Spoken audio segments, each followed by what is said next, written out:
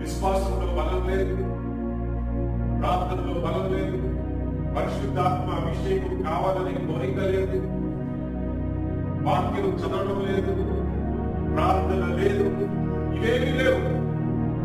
కానీ ప్రభువా, ఈ సమస్యల్లో నీవే నాకు సహాయం, నీవే నాకు ఆధారం అని చెప్పి నోటి మాటలు చేస్తున్నాం.